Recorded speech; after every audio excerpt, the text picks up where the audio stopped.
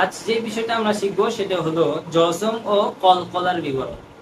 আসলে জজম বলা হরফ আমরা অবশ্যই জানি, জজমের যে চিহ্ন, এই যে এই সমস্ত চিহ্নকে কি বলে, এই সকল যে চিহ্ন দেখতে পাচ্ছেন এগুলিকে বলে জজম।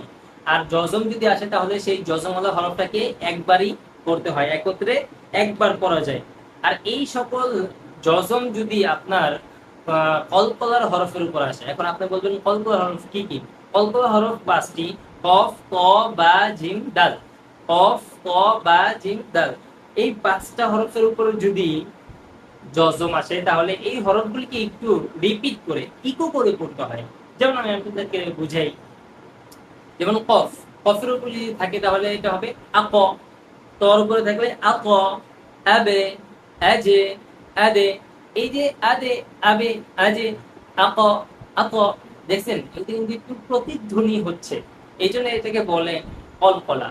আর এই কলকলার হরফ যদি আপনার শেখা হয়ে যায় তাহলে আপনার একটা হবে কি, অন্যান্য হরফ থেকে এগুলি একটু ডিফিকাল্ট। এগুলি অন্যান্য হরফের মতো না, যেমন আত, ইত, উত, কিন্তু বাস, আবে, ইবে, উবে এরকম একটা আওয়াজ হবে। আরেকটা সুন্দর কথা আমি আপনাকে বলে দিই, যদি কফ আর ত, যে প্রথম দুইটা কফ আর ত যদি আসে তাহলে এগুলির ধাক্কাটা উপরের দিকে যাবে।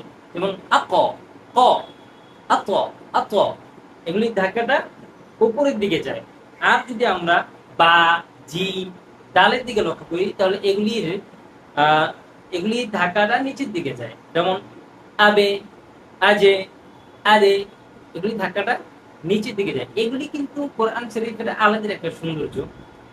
অবশ্যই ইনশাল্লাহ এগুলি সম্পর্কে অবগত আছেন।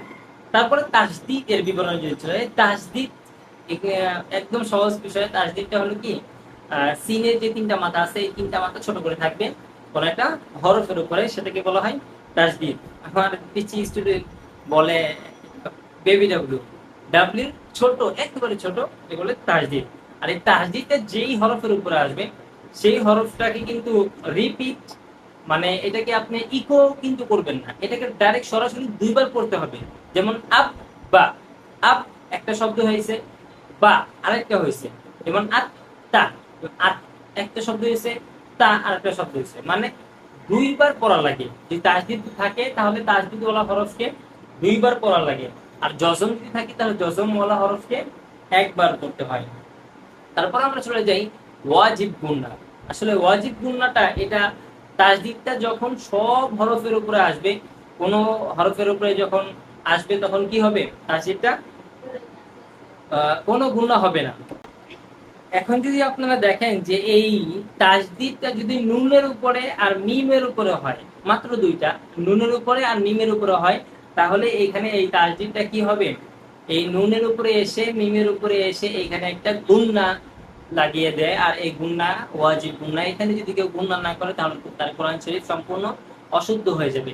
আমি আপনাদেরকে দেখিয়ে দিচ্ছি, এই যে নুন দেখেন, আন্না 2বার তো পড়বেনই, কিন্তু এখানে একটা গুন্না করতে হবে। আম্মা, ইম্মা, ইন্না, এগুলিকে বলে ওয়াজিব গুন্না। এগুলি যদি কেউ না করে তাহলে তার কি হবে, ওয়াজিব আদায়, ওয়াজিব তরক হবে এবং কি তার গুনাহ হবে। খুব সতর্কতার সাথে আমরা এই ওয়াজিব গুনাহটা করব।